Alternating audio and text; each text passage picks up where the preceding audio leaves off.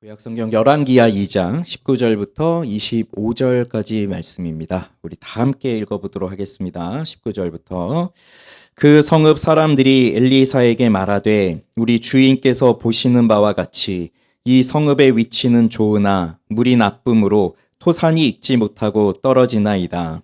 엘리사가 이르되 새 그릇에 소금을 담아 내게로 가져오라 하매 곧 가져온지라. 엘리사가 물 근원으로 나아가서 소금을 그 가운데에 던지며 이르되 여호와의 말씀이 내가 이 물을 고쳤으니 이로부터 다시는 죽음이나 열매 맺지 못함이 없을지니라 하셨느니라 하니 그 물이 엘리사가 한 말과 같이 고쳐져서 오늘에 이르렀더라. 엘리사가 거기서 베델로 올라가더니 그가 길에서 올라갈 때에 작은 아이들이 성읍에서 나와 그를 조롱하여 이르되 대머리여 올라가라 대머리여 올라가라 하는지라. 엘리사가 뒤로 돌이켜 그들을 보고 여호와의 이름으로 저주하매 곧 수풀에서 암곰 둘이 나와서 아이들 중에 42명을 찢었더라. 엘리사가 거기서부터 갈멜산으로 가고 거기서 사마리아로 돌아왔더라. 아멘. 기도하겠습니다. 하나님 아버지 감사합니다. 오늘 이 수요일 저녁에 주님의 말씀을 듣기 위하여 이 자리에 모였나이다. 하나님 우리의 마음을 하나님의 말씀을 들을 수 있는 마음으로 인도하여 주셔서 오늘도 주시는 말씀을 통해 하나님의 뜻을 발견하며 하나님의 뜻을 따라 살아갈 수 있는 저희들이 되도록 인도하여 주시옵소서. 예수님의 이름으로 기도합니다. 아멘. 죽지 않고 살아서 하늘로 올라가는 엘리야에게 당신의 성령이 하시는 역사가 갑절이나 내게 있게 하소서라고 간구를 했던 엘리사였습니다. 엘리야는 나를 너에게서 데려가는 것을 네가 보면 이 일이 이루어지리라 라고 말을 해주었고 그때 엘리사는 하늘로 올라가는 엘리야를 보게 되었습니다. 그러니 엘리야에게서 있던 성령의 역사가 갑절이나 나타나게 된 거죠. 그것을 받은 것이죠. 그러니 엘리야는 이제 더 이상 이 땅에 없습니다. 그러나 엘리야가 이 땅에 있을 때에 해야 할 그 일을 누군가는 해야 했고 그 일을 엘리사가 이어서 하는 겁니다. 그래서 떨어진 엘리야의 겉옷을 가지고 요단을 내리쳐서 물이 갈라지고 그렇게 엘리사가 돌아옴으로써 이제 엘리야의 뒤를 이어서 그 선지자의 직을 이어서 엘리사가 사역을 해 나가야 합니다.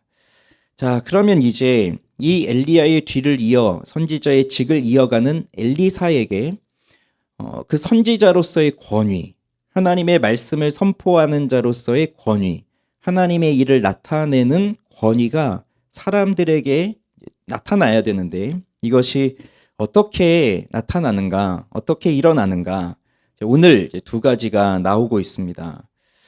바로 축복과 치료의 사건이고 또 하나는 정반대, 저주와 심판의 사건이 나타나고 있어요. 자, 이것이 어떠한 권위인지를 좀 보도록 하겠습니다. 자, 19절의 말씀을 보면 성경 있으시면 같이 한번 읽어볼게요. 19절. 그 성읍 사람들이 엘리사에게 말하되 우리 주인께서 보시는 바와 같이 이 성읍의 위치는 좋으나 물이 나쁨으로 토산이 익지 못하고 떨어지나이다. 그 성읍 사람들이 나옵니다. 자, 여기가 어디냐면 앞부분 이야기를 보면요.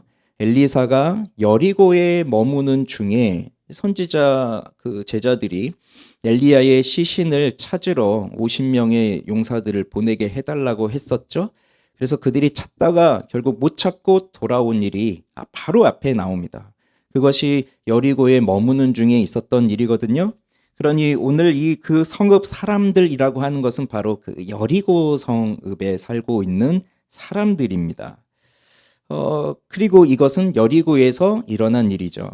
자, 여러분 여리고 하면 무엇이 가장 먼저 떠오르시나요?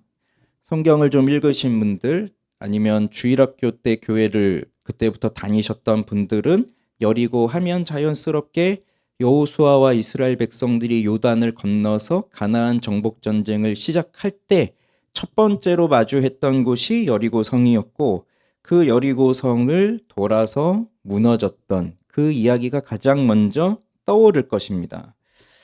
이 여리고는 경제적으로나 전략적으로 보았을 때 매우 중요한 위치였기 때문에 주전 7천년경부터 성읍이 조성되어 있다고도 보아요. 그러니 아주 오래 전부터 여기에서 사람들은 살기 시작했고 사람들은 여기에 도시를 이루면서 살게 되었습니다. 그리고 이 여리고라고 하는 말이 종려나무가 많다는 그런 뜻이기도 해요. 그러니 사람들이 살기에 아주 좋은 곳이었던 거죠.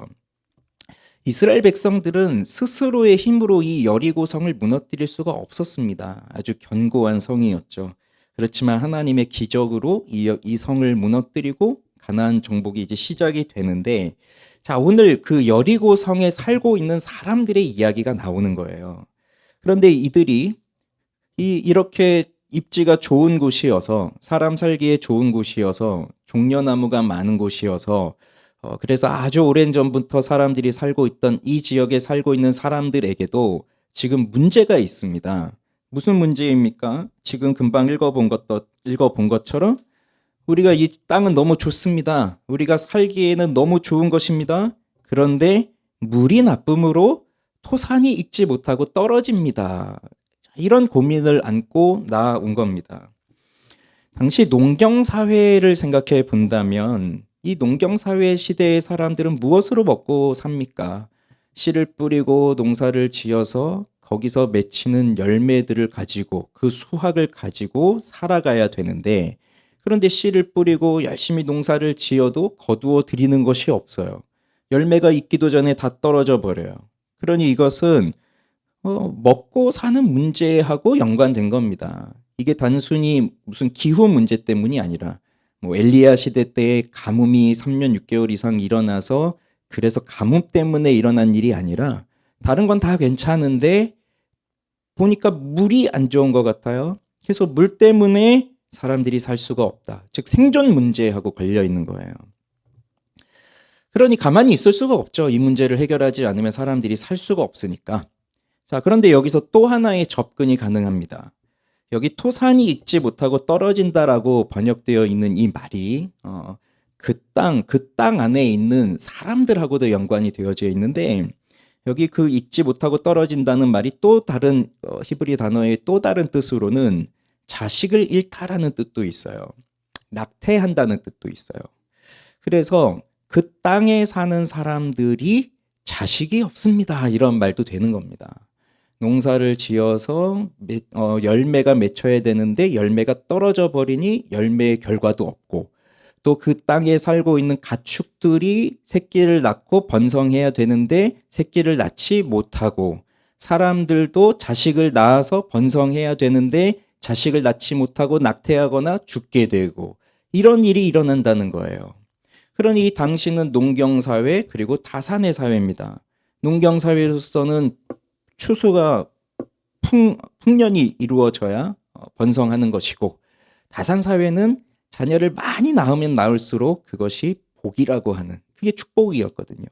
근데 둘 다 안 되고 있는 상황입니다. 그러니 이 당시 사람들에게 이만한 불행이 어디에 있겠어요. 먹고 사는 문제, 그리고 엄청난 불행이 찾아온 겁니다. 그러니 이 여리고 사람들의 입장을 정리를 해보면 지금 이 지역은 너무 좋습니다. 입지 조건이 아주 좋습니다. 모든 걸 다 갖추고 있습니다. 사람 살기에도 너무 좋습니다. 그런데 물이 안 좋습니다. 농사도 못 짓고 자녀도 낳을 수 없습니다. 곧 우리는 살 수가 없습니다. 이거죠. 그러니 자, 생각해 보십시오. 아무리 좋은 곳에서 산다고 해도, 아무리 경치가 좋은 곳에 산다고 해도, 아무리 입지 조건이 좋은 곳에 산다고 해도 결국 우리가 생명을 이어갈 수 없다면 그럼 우리에게 좋은 것입니까? 그럴 수가 없죠. 그러니 자, 여기서 우리가 보아야 할 것 이겁니다. 눈에 보기에 좋다고 해서 다 좋은 건 아니라는 겁니다. 여리고는 눈에 보기엔 아주 좋은 곳이에요. 살기 좋은 곳입니다. 그런데 보이는 대로 살 수가 없어요. 그러면 뭐가 더 중요하냐? 눈에 보이는 것보다 더 중요한 건 정말 여기서 우리가 생명을 누리며 살아갈 수 있느냐, 이것이죠. 그런데 정작 수많은 사람들은 생명을 누리며 사는 것보다 내 눈에 보기에 좋은 것을 따라 살아가는 것이 더 많습니다. 거기에 더 관심이 있어요. 내가 얼마나 생명을 풍요롭게 풍성한 삶을 살 것이냐 이것보다 지금 당장 내가 얼마나 보기에 좋은, 보기에 화려한, 아름다운, 예쁜 이런 곳에서 내가 누리고 싶은 걸 누리며 살고 있느냐. 여기에 사람들의 관심이 더 있습니다. 아브라함과 롯이 이제 함께 할 때에 소유가 점점 많아지다 보니까 한 땅에 같이 있을 수가 없어졌어요. 이제 소유가 너무 많다 보니까 그러니 아브라함의 가축을 치는 목자들하고 롯의 가축을 치는 목자들이 자꾸 다툼이 일어납니다. 그래서 아브라함이 롯에게 네가 어디로 가든지 네가 선택을 해라. 그러면 나는 너와 반대로 가겠다라고 했을 때 롯이 어떻게 선택하나요? 눈을 들어서 요단 그 지역을 보니까 소알까지 물이 아주 가득한 풍요로운 그 모습을 봅니다. 그래서 성경에 뭐라고 나오냐면 마치 여호와의 동산과 같고 애굽 땅과 같았더라. 이유는 하나님이 아직 소돔과 고모라를 멸하기 전이어서. 그러니 이 롯이 볼 때에 자기 그 소알 지역 소돔과 고모라 이쪽 지역은 애굽 땅과 같이 아주 풍요로운, 풍성한, 풍족한, 즉 눈에 보기에 너무 좋은 곳이었던 거죠. 그곳을 선택해서 갔습니다. 그랬더니 결과는 어떻게 됐었죠? 거기는 눈에 보기에 좋은 땅이었지만 사실은 생명이 없는 땅이었죠. 그저 쾌락과 향락과 사람들의 즐거움만 있었던 곳입니다. 하나님이 거하지 않는 곳이었어요. 결국 거기에는 심판이 임하였죠. 사사시대 이스라엘 백성들에게 사사시대 그 이스라엘 백성들이 왜 그토록 하나님의 말씀을 떠나고 하나님을 배반하고 하였을까요? 반복적으로 나오는 이유는 그들이 다 자기 소견에 오른 대로, 즉 자기 눈에 보기에 좋은 대로 행하였기 때문이에요. 그러니 오늘 당장 보이지 않는 하나님의 말씀보다는 당장 내 눈에 보이는 좋은 것을 따라서 살아가는 것이 사람들의 모습입니다. 지금 우리도 마찬가지이죠. 지금 당장 내 눈에 보이는 것, 이게 중요합니다. 내 구미를 당기는 것에 더 마음이 이끌립니다. 그런데 처음엔 그게 좋아 보여서 그렇게 따라가서 거기에 정착하고 살다 보면 이내 곧 결핍이 찾아오고 여기에는 생명이 없구나라는 것을 깨닫게 돼요. 그러면 이 땅의 사람들은 그러면 그럴수록 더 거기서 눈에 좋아 보이는 것을 찾기 위해서 혈안이 되어 삽니다. 그러면 그럴수록 더 어려운 삶이 주어지죠. 그러면 우리는 어떻게 해야 할까요? 고쳐야죠. 눈에 보이는 곳을 따라간 것이 아니라 보이지 않는 하나님의 말씀을 따라 살아가는 진정한 생명, 진정한 축복이 무엇인지를 찾으며 살아가야 하죠. 잘못된 것을 고쳐야 되죠. 자, 오늘 이 여리고 사람들이 그렇게 나아왔습니다. 불이 좋지 않아서 열매도 없고 자식도 못 낳고 이렇게 저주받은 인생을 사는 것과 같은 그들이 여호와의 선지자 앞에 나왔습니다. 그리고 그 여호와의 선지자를 향해서 우리 주인이 보시는 바와 같이, 그러니까 자기 주인이라고 또 말하고 있어요. 그건 그가 믿고 그가 섬기는 엘리사가 섬기는 여호와께서 이 문제를 해결해 달라고 하는 거죠. 여호와께서 고쳐 달라고 하는 것입니다. 이에 엘리사가 어떻게 하는지 보십시오. 자, 20절 21절 읽어봅니다. 엘리사가 이르되 새 그릇에 소금을 담아 내게로 가져오라 하매 곧 가져온지라. 엘리사가 물 근원으로 나아가서 소금을 그 가운데에 던지며 이르되 여호와의 말씀이 내가 이 물을 고쳤으니 이로부터 다시는 죽음이나 열매 맺지 못함이 없을지니라 하셨느니라 하니. 자, 엘리사가 이렇게 해요. 새 그릇에 소금을 가져오라. 그래서 그들이 소금을 가져옵니다. 그리고 엘리사는 물 근원으로 가서 소금을 그 가운데에 던집니다. 자, 그럼 우리는 여기서 질문을 하게 되죠.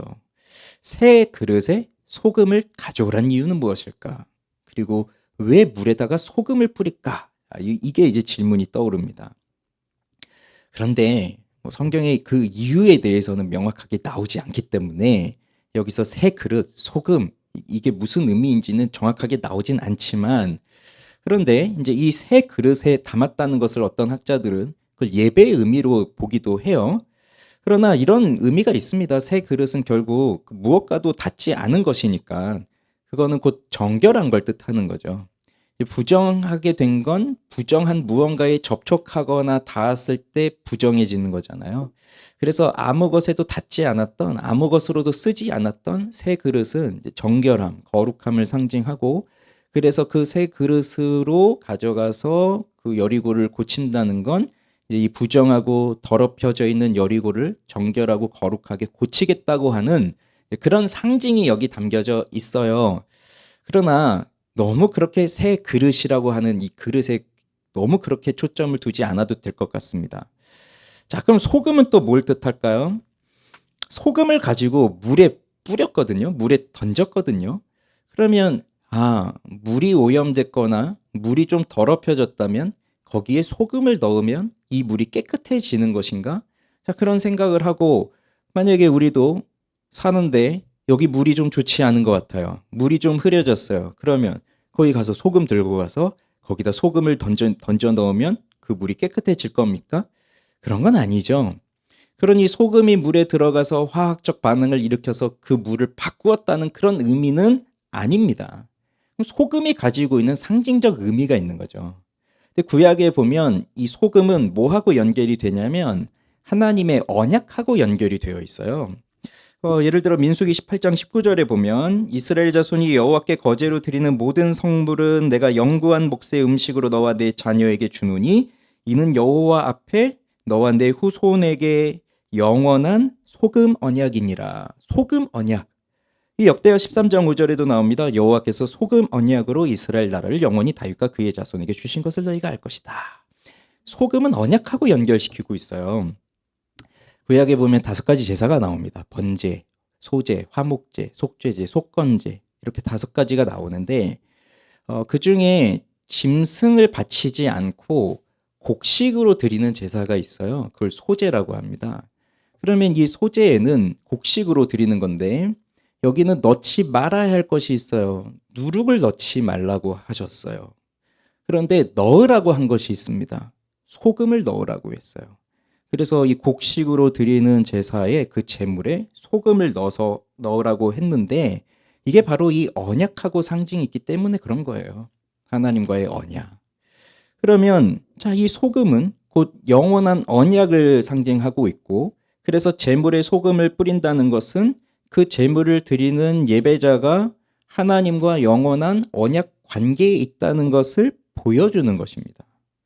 그래서 그 소금을 친 제물을 여호와 하나님께 드림으로써 이 예배를 드리는 예배자는 하나님이 나를 절대로 버리지 않으실 것이다 라고 하는 그 하나님의 영원한 언약을 기억하는 것이고 또 그 언약의 법을 지켜야 한다라고 하는 것을 생각을 하는 거죠. 그런 의미에서 소금이 이제 담겨져 있는데 자, 어쨌든 이 엘리사가 소금을 가지고 물에 넣습니다. 그런데 이제 중요한 건 이거예요. 소금을 넣느냐가 아니라 소금을 어디에 넣느냐죠. 이스라엘 백성들이 애굽에서 나와서 홍해를 건너가지고 광야로 들어갈 때 바로 나오는 것이 물이 없어서 쓴 물을 만났어요. 그 마라의 쓴 물 있죠. 그때에도 물이 너무 쓰니까 이스라엘 백성들이 불평하게 되죠. 그때 하나님께서 뭐라고 하셨냐면 모세에게 나무를 하나 가져다 그 물에 던지라고 했거든요. 그랬더니 물이 달아졌어요. 그럼 그때는 나무를 던져 넣었고 여기서는 소금을 넣었습니다. 그러니까 자, 여기서 우리는 소금이냐 나무냐 이게 중요한 게 아니라 자, 이걸 어디에 넣었느냐 이제 그게 더 중요해요. 어디다 넣었습니까? 물의 근원으로 갔어요. 물의 근원으로 간 거예요. 그러니 물이 흐르고 흘러서 여기 제일 밑에 여기 와가지고 지금 우리가 결국 저 위에서부터 흘러내려온 이 물을 받아먹고 이 물을 가지고 농사를 지으니까 이 끝 지점에 이르러서 우리하고 접촉하고 있는 물에다가 소금을 던지고 그 물을 깨끗하게 하고 한 게 아니라 저 위에 근원으로 가서 그 근원에다가 소금을 넣었다는 겁니다. 자, 만약에 이 끝에다가 끝 지점에다가 이 부분만을 고친다고 한다면 이거는 임기응변은 될 수 있을 거예요. 지금 당장 힘들고 어렵기 때문에 지금 당장 이 문제만 빨리 해결하면 어느 정도 우리가 살 수 있다. 그래서 여기를 고쳤어요. 이 물을 고쳤어요. 그랬더니 올해는 농사가 잘 되었어요. 그런데 근원을 고치지 못하면 다음 해에도 흘러내려오는 그 물은 나쁜 물일 테니까 다음 해의 농사는 또 안 될 거 아닙니까? 우리가 인생을 살면서 겪게 되는 어려움에서 그냥 그때만을 고쳐 나갈 게 문제가 아니라 근원을 찾아야 된다는 거거든요. 근원을. 그러면 자, 엘리사가 그 물의 근원에 가서 소금을 넣습니다. 그러면 우리 인생에 있어서의 어려움의 문제의 근원은 무엇일까요? 이들이 물이 나쁘고 그래서 열매도 없고 출산도 못하는 어려움을 겪듯이 우리 인생에도 어렵고 힘들고 괴로운 일들을 겪고 있을 것인데, 그러면 살아있는 사람이라면, 정상적 사람이라면 내가 겪고 있는 문제를 해결하고 싶어 하거든요. 다. 그래서 오늘 이렇게 나와서 예배를 드리는 것도, 우리가 나와서 기도를 하는 것도, 그리고 이 여리고 사람들이 선지자 앞에 나와서 이 문제를 해결해 달라고 하는 것도 그 문제의 근원을 고쳐 달라고 하는 겁니다. 그냥 문제 자체를 고쳐 달라는 게 아니라 문제의 근원을 고쳐 달라는 것이에요. 그러니 내 인생의 문제의 근원은 어디에 있습니까? 그걸 고쳐주지 않으시면 내 인생이 해결되지 않습니다. 내 인생은 바뀌지 않습니다. 그러니 거기를 고쳐주십시오. 그게 어디인가요? 그게 무엇인가요? 그러니 우리는 근원으로 가야 돼요. 그래서 내 마음을 찾아야 되죠. 환경이 있지만, 환경으로 인해서 어려움을 당하지만 결국은 내 마음을 들여다봐야 돼요. 내 마음 깊은 곳을 봐야 돼요. 내가 뭘 원하고 있는지, 내가 무엇 때문에 힘든지. 그러면 그 내 마음 깊은 곳에 있는 쓴뿌리가 보일 겁니다. 뭐 때문에 내가 지금 힘들어하고 있고, 무엇 때문에 내가 상처받고 있고, 무엇 때문에 지금 하나님과의 관계가 깨어져 있고, 무엇 때문에 이렇게 힘겨운 인생을 살고 있는지, 고치려고 해도 고쳐질 수 없는 인생을 살고 있는지, 내 인생 마음, 그 마음의 근원이 있어요. 거기에다가 소금을 뿌린 겁니다. 그 근원에다가. 그런데 소금이 고친 건 아니죠. 소금이 고친 것이 아니에요. 그러니 우리 마음에다가 소금을 뿌린다고 되는 일이 아니에요. 그럼 결론적으로 무엇이 이 물을 고친 겁니까? 무엇이? 엘리사라고 하는 사람이 고친 겁니까? 엘리사가 가지고 있는 자신의 능력이 고친 것입니까? 그러면 우리는 엘리사와 같이 능력 있는 사람을 찾아다니면 되죠. 근데 그것도 아니죠. 무엇이 고쳤습니까? 무엇이에요? 자, 21절 중간에 다시 봐보세요. 뭐라고 합니까? 소금을 던지면서 엘리사가 이렇게 말하잖아요. 여호와의 말씀이 내가 이 물을 고쳤으니 이로부터 다시는 죽음이나 열매 맺지 못함이 없을지니라. 이겁니다. 그러니 새 그릇에 소금을 담아서 물 근원에 가서 소금을 던졌는데, 너무 우리는 여기에 집착해서 새 그릇이 뭘까? 소금이 뭘까? 그럼 내 마음에다 소금을 뿌려야 되겠구나. 저기 안 좋은 데 있으면 소금을 뿌려야 되겠구나. 그런 것이 아니라 핵심은 뭐예요? 하나님의 말씀이에요. 하나님의 말씀이 고치셨다는 거예요. 예수님이 그 병든 자들을 고치시고 눈먼 자들을 고치시고 하실 때 어떤 사람은 말씀으로만 고치실 때도 있지만, 또 어떤 그 귀가 안 들리는 그 장애인에게는, 또 눈이 안 보이는 그 장애인에게는 어떨 때는 이렇게 손에 침을 뱉으셔서 그 눈에다가 침을 바르시면서 그렇게 고치실 때도 있잖아요. 에바다 열려라 하시면서. 그게 왜 또 그렇게 하실까? 그럼 예수님의 침에는 뭐 특별한 효능이 있는 것일까? 그 당시 사람들에게는 침이 고치는 뭔가 특별한 효능이 있다고 생각하는 그런 것도 있긴 했지만, 그럼 모든 사람들에게 예수님이 또 그 방법을 쓰시진 않거든요. 그 사람에게만 또 그 방법을 쓰셨던 건데, 중요한 건 말씀이라는 거죠. 말씀. 그러면 우리 인생에, 나의 어려움에, 지금 고쳐야 될 문제, 해결해야 될 문제, 여기에 지금 뿌려져야 될 것은 바로 말씀이라는 겁니다. 하나님의 말씀.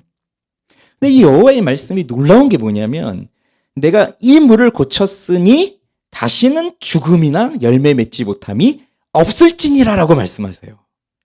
그래서 지금 이 물을 고쳤으니까 오늘은 나아질 것인데 내년에는 또 다른 문제가 생길 수 있으니 그때 한번 또 보자, 그게 아니라 다시는 죽음이나 열매 맺지 못함이 없을지니라라고 말씀하셨습니다. 그래서 결과가 어떻게 나왔어요? 오늘의 결과가 22절에 보니까 그 물이 엘리사가 한 말과 같이 고쳐져서 오늘에 이르렀더라라고 나오는데 이 엘리사가 한 말이 하나님의 말씀이잖아요.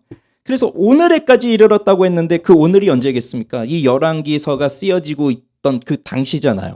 그럼 이 열왕기서는 유다가 멸망하고 포로로 끌려가서 고레스 칙령이 일어날 때까지 그때 이제 그때 쓰여진 거니까 그 당시에도 이 여리고의 물은 괜찮았다는 것이고, 그리고 지금도 여리고에는 엘리사의 샘이라고 불리는 곳이 있답니다. 지금도 여리고의 물은 괜찮대요. 그러니까 하나님의 말씀이 임하면 다시는 죽음이나 열매 맺지 못함이 없으리라라고 하는 그 결과가 나타나는 것입니다. 그게 말씀의 능력이에요. 이것이 엘리사가 선지자의 직을 이어받아서 사람들 앞에서 행하였던 첫 번째 기적이 되는 거죠. 물론 그 물도 가르고 했던 것이 나타나긴 했지만 이제 사람들 앞에서 하나님의 말씀을 나타내는 권위자로서, 선지자로서 이 일을 한 겁니다. 여기엔 무슨 일이 일어나는 겁니까? 축복, 생명.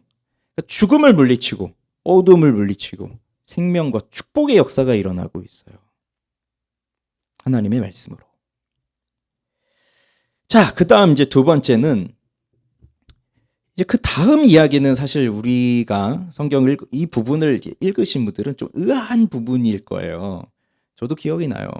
성경을 읽으면서 처음 이제 성경을 읽어 나갈 때 좀 인식이 갖고 성경을 읽기 시작했을 때 이 부분을 읽으면서 야, 어떻게 선지자가 저 애들한테 대머리라고 놀린다고 화를 내고 그랬더니 곰이 나와서 저들을 찢어 죽이고, 야, 이게 말이 되나? 뭐 이런 의문을 가졌었거든요. 자, 23절 24절을 다시 한번 읽어보겠습니다. 엘리사가 거기서 베델로 올라가더니 그가 길에서 올라갈 때에 작은 아이들이 성읍에서 나와 그를 조롱하여 이르되 대머리여 올라가라, 대머리여 올라가라 하는지라.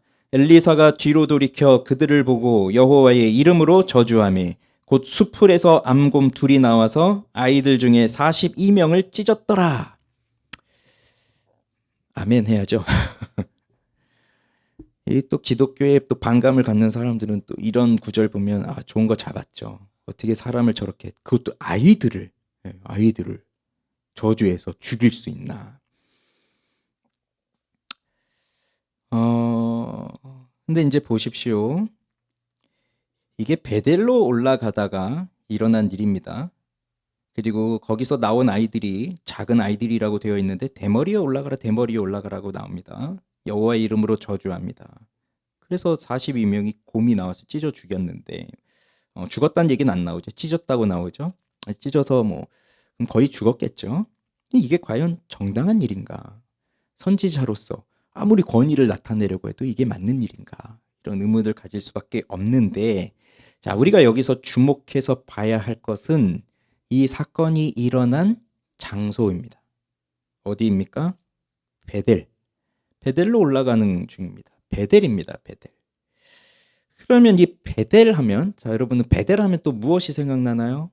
아까 여리고에서 생각나는 것처럼 베델 하면 또 생각나는 것이 뭔가요? 베델 하면 누가 가장 먼저 생각나요? 야곱이 생각날 겁니다. 야곱. 그래서 이따 이제 또 이야기하겠지만 이 베델은 하나님의 집이라는 뜻을 가지고 있어요. 베트가 집이고 엘이 하나님이잖아요. 하나님의 집인데, 그래서 이 베델은 굉장히 중요한 곳이에요. 그런데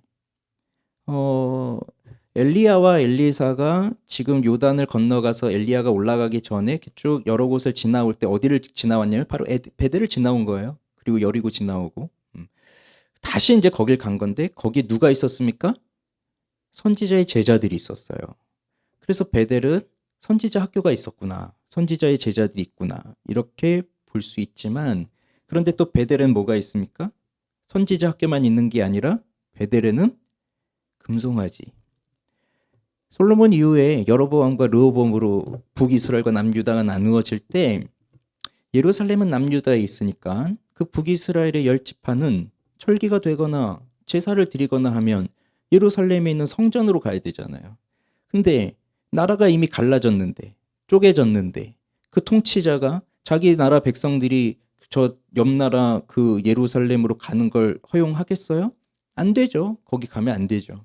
그래서 그걸 금지하고 베델과 단에 금송아지를 만들어 놓고 이제 여기서 여호와께 경배하라라고 했습니다. 그러니 베델은 그 금송아지를 숭배하는 우상 숭배를 숭배하는 근원이 된 거예요. 그래서 선지자들만 있는 게 아니라 거기는 선지자들보다 오히려 우상을 숭배하는 사람들로 가득한 도시였고 그래서 아모스나 호세아 선지자들은 이곳을 베델을 벳아웬이라고 불렀어요. 사악한 집이라고 바꿔서 부릅니다. 그러니 여기는 우상 숭배의 근원지이고 자, 이 베델에서 작은 아이들이 나오는데 그러면 이 사람들은 곧 우상 숭배에 가득 깊이 빠져 있는 사람들이에요. 근데 이제 우리로 하여금 좀 힘들게 하는 게 바로 이 작은 아이들이라는 거거든요. 아무리 애들이라도 우상을 숭배한다 하더라도 애들인데, 어린 애들인데. 근데 이게 이제 그 작은 아이들이 나으르라고 하는 말인데요. 이 나으르가 꼭 어린 애들만 가리키지 않아요. 구약에 보면 이 나으르라고 하는 말은 뭐 유아부터 해서 결혼하기 직전의 청년까지도 아우르는 말입니다. 그리고 엘리사의 사환이 게하시라고 하는 사환이 계속 등장하는데 그 사환 게하시도 나으르라고 나와요. 그러니까 나으르라는 뜻에는 사환, 하인, 종 이런 뜻도 있어요. 그래서 여기 나온 작은 아이들이 정확하게 몇 살인지는 모르겠습니다. 그런데 한번 생각해 보세요. 그냥 상식적으로 생각해 보세요. 만약에 이 아이들이 10살도 안 된 뭐 초등학교 이제 막 들어간 그런 작은 아이들이었다 이렇게 생각을 해보면 근데 말이 안 되는 게 지금 그렇게 10살도 안 된 그 애들이 뭐 지금 42명이 찢임을 당했으니 그 중에서 42명이라 했거든요. 그러니 거기 모여있는 애들은 그거보다 더 많은 숫자예요. 뭐 50명, 60명, 70명 될 수도 있는데 아니 10살도 안 된 애들이 그렇게 50명, 60명씩 떼를 이어서 성에서 나와서 숲으로 돌아다니면서 그러면서 다니고 있을까요? 상식적으로 그게 아닙니다. 상식적으로 보아도. 그러니 여기 나오는 이 나으르, 이 사람들은 아마도 청년들인 것 같고 이들은 때를 이루어서 그룹을 이루어서 집단을 이루어서 지금 다니고 있는데 근데 지금 엘리사에게 뭐라고 하냐면 대머리에 올라가라 대머리에 올라가라 이렇게 놀리고 있단 말이에요. 이것은 그냥 이 친구들이 돌아다니다 보니까 어떤 대머리 아저씨 하나가 저렇게 지나가니까 야 우리 저 사람 놀리자 하고 대머리에 올라가라 이렇게 놀리는 게 아니라 이건 우발적 행동이 아니에요. 지금 우연히 만난 사건이 아니라 이들은 엘리사를 타겟으로 해서 나온 겁니다. 지금. 그리고 엘리사를 향해서 대머리에 올라가라라고 지금 조롱을 하고 있는 건데 대머리가 우리 중에는 아무도 안 계시네요. 근데 이게 그냥 너 머리 빠졌다 뭐 그런 식으로 놀리는 게 아니라 이 대머리는 뭘 뜻하냐면 사기꾼을 뜻하는 거예요. 여기서 지금 이 문화 속에서 대머리는 사기꾼이에요. 엘리야는 털이 많은 사람이라고 묘사가 됐는데 엘리사는 엘리야만큼 털이 없었나 봐요. 그러니 야 너는 가짜야. 이걸 말하고 있는 겁니다. 이 사기꾼아, 이 가짜야. 네가 여기가 어디라고 여기를 와. 올라가라. 어디로 올라가라는 거예요. 지금. 네 스승 엘리야가 하늘로 올라갔다며. 너도 올라가 봐. 올라가 하는 건데요. 이건 속된 말로 꺼져버려 이 말입니다. 꺼져. 여호와의 선지자 가짜인 주제에 거짓된 선지자인 주제에 위선자인 주제에 네가 감히 이 베델에 들어와 바알을 섬기는 이 베델에 들어와. 너는 여기 발도 붙일 생각하지 마. 꺼져버려. 지금 이걸 하고 있는 거예요. 그러니까요. 이게 그냥 뭐 한 10살 정도 되는 우리 철없는 초등학생 애들이 돌아다니면서 뭐 대머리 아저씨 하나 만나가지고 에이 대머리요 올라가라. 조롱하고 놀리고 그게 아니고 이건 우상 숭배에 깊이 빠져 있고 바알 숭배에 깊이 빠져 있는 이 사람들이, 이 젊은이들이 여호와의 선지자를 향하여서 대놓고 비난하고 조롱하고 있는 겁니다. 가짜라고. 그러니 여기는 바알을 섬기는 이 자리에 여호와를 섬기는 너 같은 놈은 들어올 수 없어 하는 거예요. 그러면 지금 이렇게 여호와의 선지자를, 그 여호와의 권위를 받고 그 엘리야를 그 선지자의 직을 이어가고 있는 이 엘리사의 입장에서 지금 저들이 그렇게 무리를 지어가며 여호와의 종을 조롱하고 대놓고 욕하고 있는데, 그럼 그때 가만히 있어야 됩니까? 이 종은? 이 여호와의 선지자는? 가만히 있어야 될까요? 이건 엘리사에 대한 개인적 조롱이 아닙니다. 이것은 하나님을 향하여 하고 있는 조롱이에요. 하나님을 향해서. 왜 바울이 예수 그리스도를 직접적으로 박해한 적은 없어요. 바울은 예수를 만난 적이 없잖아요. 바울은 예수 믿는 사람들을 박해했습니다. 그런데 바울에게 부활하신 예수님이 나타나셔서 뭐라고 합니까? 나는 네가 박해하는 예수다. 그럼 뭘 뜻하는 거죠? 예수 그리스도와 그를 믿는 그리스도인들은 하나라는 거잖아요. 그런 예수를 믿는 사람들을 조롱하고 박해하는 건 곧 예수를 박해하는 것이에요. 그러니 하나님으로부터 부름을 받고 하나님의 주신 권위를 가지고 그 말씀을 선포하는 이 선지자를 조롱하는 건 곧 여호와 하나님을 조롱하는 것입니다. 그러니 이건 엘리사가 자기를 대머리라고 놀리는 저 자신의 외모를 조롱하는 저 사람들을 향해서 개인적으로 화가 나가지고 분풀이를 하면서 저주를 하는 것이 아니라 여호와를 대항하여 대적하는 저들을 향하여 여호와의 이름으로 저주하는 거예요. 갈멜산에서 엘리야가 그 바알 선지자, 아세라 선지자들과 대결을 하잖아요. 같은 겁니다.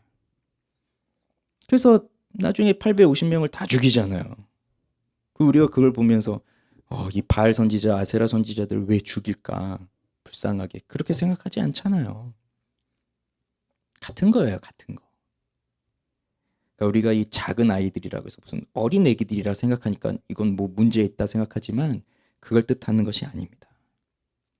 하나님을 조롱하고 하나님을 저주하는 사람들에게는 어떤 결과가 주어지는지를 보여주는 거예요. 그래서 엘리사는 여호와의 이름으로 저주합니다. 그랬더니 무슨 일이 일어나요? 암곰 둘이 나오죠. 그러니 뭐 곰을 보내주세요 뭐 이런 것도 아니었어요. 여호와의 이름으로 저주했더니 암곰 둘이 나오는데 수콤이 아니라 암곰이 나옵니다. 근데 암곰이 더 싸놨대요, 수콤보다. 근데 하나가 아니라 둘이 나온 거예요. 만약에 하나가 나왔다면 우연도 이런 우연이 다 있을 수 있나 이렇게 생각할 수 있어요. 또 사람들은 우연의 일치. 그렇지만 수풀에서 그 암곰 2마리가 나왔다는 건 우연이 아니라는 겁니다. 하나님이 보내신 거죠. 그래서 42명, 그 중에서 42명이 찢겨져요. 42명보다 더 많은 사람들이 그렇게 있었던 거죠. 그럼 이게 뭘 보여주는 겁니까, 우리한테? 왜 이들을 이렇게 곰이 나타나서 찢어서 죽여야만 하셨나요, 하나님은? 뭐 엘리사의 외모를 비하했으니까? 하나님의 종을 조롱하면 이렇게 죽는구나 이런 걸 보여주기 위해서? 아니에요. 이건 하나님을 부정하기 때문이에요. 그러니까 하나님의 사람을 좀 욕했다고 그런 게 아니라 하나님 자체를 욕하였기 때문에 그런 거예요. 하나님 자체를. 그러면 이제 이 둘을 한번 생각해 봅시다. 여리고에서는 축복과 생명을 나타내주는 치료가 일어났고, 베델에서는 저주와 심판이 일어났어요. 한 선지자를 통해서 지금 2가지 일이 나타나고 있는데, 그런데 저는 여리고에서 일어난 일과 베델에서 일어난 일을 서로 다른 것으로 보이지 않습니다. 같은 것으로 보여집니다. 여리고에서도 베델에서도, 즉 여호와를 믿지 못하는 우상을 숭배하는 자들. 그 문제예요. 그 문제. 그러면 다시 여리고 다시 한번 생각해 보세요. 여리고는 여호수아와 이스라엘 백성들이 성을 돌아서 성이 무너졌잖아요. 그렇게 해서 하나님이 주신 땅입니다. 자, 그렇게 해서 무너진 그 여리고 성을 향해서 여호수아가 뭐라고 맹세하게 했냐면, 누구든지 일어나서 이 여리고 성을 건축하는 자는 여호와 앞에서 저주를 받을 것이라. 그 기초를 쌓을 때에 그의 맏아들을 잃을 것이고 그 문을 세울 때에 그 막내 아들을 잃으리라. 이것이 여리고 성이 무너진 다음에 여호수아와 이스라엘 백성들이 맹세한 거였어요. 그럼 누구든지 여리고 성을 쌓으면 이런 저주가 일어날 것이다. 자, 그런데 지금 여기 여리고에서 사람들이 살고 있는 거잖아요. 무너진 성이었는데 지금 사람들이 살고 있어요. 그 말은 뭐죠? 누군가가 여리고를 다시 재건했다는 거잖아요. 누가 한 겁니까? 이 열왕기상 16장에 나옵니다. 그 시대 아합 왕 때예요. 얼마 전이죠. 베델 사람 히엘이, 또 베델 사람이 등장해요. 베델 사람 히엘이 여리고를 건축합니다. 히엘이라고 하는 사람이 여리고를 건축하는데 그 터를 쌓을 때 맏아들 아비람을 잃습니다. 그 저주에 여호수아가 했던 맹세대로 맏아들이 죽어요. 그럼 우리 같으면 그 저주를 떠올리면서 하나님이 살아계시는구나, 여기서 멈춰야겠구나라고 하겠지만 근데 계속 해요. 그래서 성문을 세울 때 막내 아들 수굽을 잃어요. 저주대로 납니다. 그래서 여호와께서 눈의 아들 여호수아를 통하여서 하신 말씀처럼 되었다고 열왕기상 16장에 나옵니다. 이게 사람이에요. 이상하지 않습니까? 자기 아들이 죽는데 근데도 성을 쌓고 또 자기 아들이 죽는데 또 성문을 달아요. 그냥 협박이 아니라 위협이 아니라 실제로 죽는데 이게 사람이라고요. 왜 이렇게까지 하겠어요? 이 사람에게 있어서 중요한 게 뭡니까? 내 아들을 잃더라도, 내 아들이 죽더라도 나는 이 성을 쌓아서 내가 누리고 싶은 걸 누려야겠구나. 이런 거 아니겠어요? 이게 사람이라고요. 그러니 이 사람은 자기 아들을 그렇게 중요하게 여기지 않았으니까 아들을 잃더라도 이렇게 했겠지만, 우리는 무엇을 잃어가면서 우리가 원하는 걸 찾아가고 있습니까? 우리는 무엇을 빼앗기면서 정말 내가 누리고 싶은 걸 찾아가면서 살아가고 있나요? 이게 우리의 모습이라고요. 끝없는 사람의 욕심, 사람의 탐욕. 분명히 하나님은 말씀하셨어요. 여길 다시 쌓으면 이렇게 될 것이다. 우리에게 주신 말씀도 또 있을 거예요. 그렇지만 우리는 그거 무시하고 내가 얻어가기 위해서, 내 눈에 보기에 좋은 것을 위해서, 지금 나한테 정말 나를 좋게 해줄 만한 것을 위해서 소중한 것을 잃어가면서까지 그것을 찾아가면서 살아가고 있는 게 우리입니다. 이게 사람이에요. 근데 하나님은 여리고에 사람들이 들어올 때, 이스라엘 백성들이 여리고 성에 들어올 때 그 여리고를 무너뜨리신 이유는 무엇이었을까요? 하나님은 무엇을 기대하면서 그들로 하여금 여리고 성을 돌고 여리고 성이 무너지는 기적을 일으키셨을까요? 무엇을 바라셨을까요?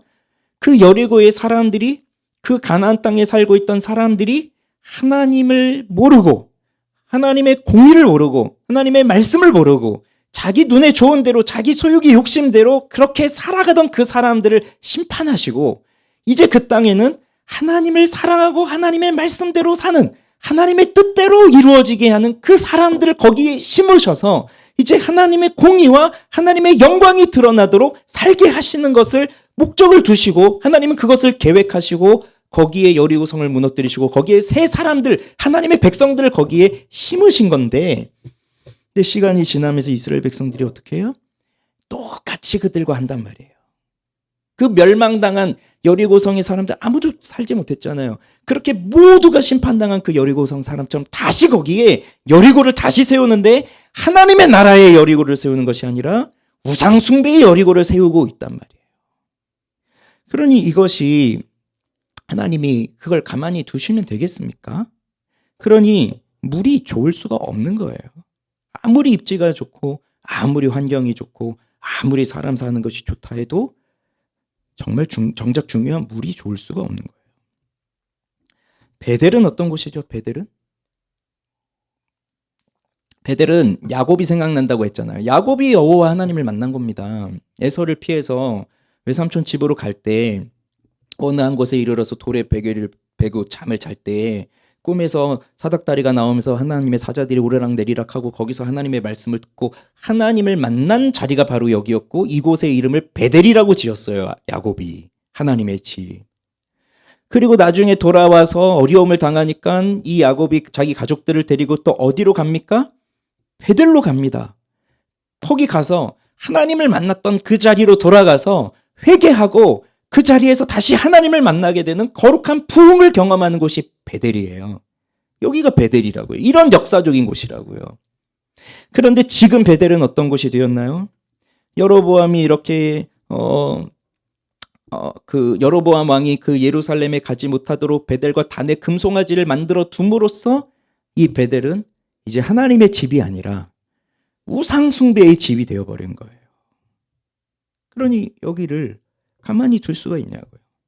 그러니 엘리사가 엘리야를 이어 선지자가 되어 지나갈 때 베델을 지나가면서 그곳을 심판하고 가는 겁니다. 심판하면서 가는 거예요. 그러니 자 여리고와 베델은 결국 바알을 비롯해서 자기 눈에 좋은 대로 살고 싶어하는 사람들의 우상으로 가득한 도시였는데 거기서 엘리사는 한쪽에서는 치료와 생명을 한쪽에서는 저주와 심판을 나타냅니다. 우리가 사는 도시도 마찬가지입니다. 우리가 살고 있는 환경도 마찬가지예요. 베델과 여리고와 전혀 다를 바가 없어요. 우리도 바알은 아니지만 또 다른 우상을 우리는 만들어서 섬기고 있습니다. 모든 것을 갖춘 입지 조건을 다 갖춘 땅, 지금 우리가 살고 있는 땅은 이 당시에 베델이나 여리고와 비교할 수 없는 너무나 훌륭한 땅, 너무나 좋은 곳, 정말 부족함이 없는, 마르지 않는, 풍요로움이 넘치는 그런 땅에서 우리가 살아가고 있는데, 그런데 아무리 눈에 보기에 좋아 보여도 결국 물이 좋지 않으면 우리는 생명을 이어갈 수가 없어요. 그걸 알면서도 사람들은 계속해서 우상을 더 섬깁니다. 물이 안 좋으니까 그걸 고쳐줄 또 다른 우상을 찾아내서 만들어내서 또 섬기면서 살아가요. 그래서 우리의 근원을 들여다보면 결국 여기에 여리고 베델의 사람들이 그 우상을 찾으면서 바알을 통해서 번성해 보려고 했던 것처럼 우리도 내가 이루고 싶은 걸 우상을 통해서 이루고 싶어하는 마음이 가득한 거죠. 그래서 우리의 영혼에 근원에 말씀이 들어와야 되는 겁니다. 그리고 우리를 향해서 대머리에 올라가라 라고 조롱하는 그런 소리가 있다면, 우리를 조롱하는 그런 우상 숭배자들이 있다면 우린 거기서 가만히 있을 겁니까? 야, 내가 뭐 어쩌겠어. 내가 무슨 능력이 있겠어. 내가 무슨 힘이 있다고. 저들은 나보다 더 강한데. 그러면서 도망갈 겁니까? 그게 아니라 우리는 이 엘리사와 같이 하나님의 말씀을 선포할 수 있는 사람이 되어야 하는 거예요. 그걸 어떻게 하느냐? 우리는 우상이 가득한 이 땅에서 하나님의 말씀대로 살아가는 겁니다. 그게 하나님의 말씀을 선포하는 것이고 하나님을 예배하는 거예요. 이게 무너졌어요. 그래서 엘리사에게 이 권위가 주어진 겁니다. 다시 살리는 권위, 그런데 또 심판의 권위. 이것이 주어진 거예요. 엘리야에게 임했던 성령의 역사가 갑절로 임했습니다. 2배로 받은 거죠. 그것이 장자의 직이지만 어쨌든 2배로 임하였잖아요. 그러면 2배로 받았으니까 얼마나 좋은 겁니까? 능력을 2배로 받았으니. 그러나 이 능력을 2배로 받았다는 건, 그 직을 계속해서 이어간다는 건 그가 받아야 할 고난도 2배라는 것이고 그가 받아야 할 세상의 조롱도 2배라는 거예요. 그러니 우리는 섣불리 내게도 갑절의 은혜를 주십시오. 내게도 성령의 영감의 2배를 주십시오. 저 사람보다 저들보다 더 뛰어난 능력을 주십시오. 그렇게 우리는 섣불리 기도할 수 없어요. 2배라고요. 뭐가? 고난도, 조롱도, 힘든 것도, 우리가 겪어야 할 것도. 그러면 그렇다고 해서 거절할 겁니까? 하나님의 은혜는 우리가 거절할 수 없어요. 하나님이 우리를 부르시고 하나님이 우리를 그 자리에 세우시는데 내가 힘들다고 어떻게 거절합니까? 그러면 우리는 조롱받는 이 세상에서 그 하나님의 영광을 나타내면서 살아야죠. 이 엘리사의 모습이었습니다. 이렇게 시작됩니다. 엘리사의 사역이. 그러면서 오늘 본문 마지막에 보면 갈멜산으로 가고, 갈멜산 어디예요? 엘리야가 그 바알 선지자들과 대결했던 곳이잖아요. 그곳에 가고 또 사마리아로 돌아왔더라. 그 우상으로 가득한 그 사마리아로 돌아가서 하나님의 말씀을 나타내는 겁니다. 이것이 엘리사와 또 우리들에게 주어진 권위예요. 생명을 살리는 권위, 또는 하나님을 조롱하는 자들을 멸하는 권위. 그러니까 생명도 있지만 동시에 심판도 있습니다. 자, 여리고의 사람들이 여호와의 선지자 앞으로 나왔잖아요. 베델의 젊은이들은 여호와의 선지자를 조롱했잖아요. 우린 어떠한 태도로 하나님 앞으로 나올 것입니까? 생명이 없는 우리에게 생명을 주시려고 하나님의 진노 앞에서 피할 수 없이 찢겨 죽을 수밖에 없었던 우리를 위해서, 우리를 살리시려고 하나님의 아들은 이 땅에 오셨어요. 그리고 우리 대신하여 찢기셨죠. 그러니 우리가 그리스도 예수가 바로 나를 위해 이렇게 오셨다는 것을 안다면 우리는 겸손히 하나님 앞에 나아가야 합니다. 그리고 오로지 생명은 그리스도께 있습니다. 그래서 내 눈에 보이는 걸 따라 살지 아니하고 보이지 않는 하나님의 말씀을 따라서 하나님이 주신 사명을 나타내며 살아가야 합니다. 그러니 우리 눈에 보이는 걸 따라 살지 마십시오. 그리스도께서 베푸신 은혜를 따라 살아가시기 바랍니다. 이것이 우리 그리스도인들에게 주신 권위입니다. 우리 같이 기도하죠.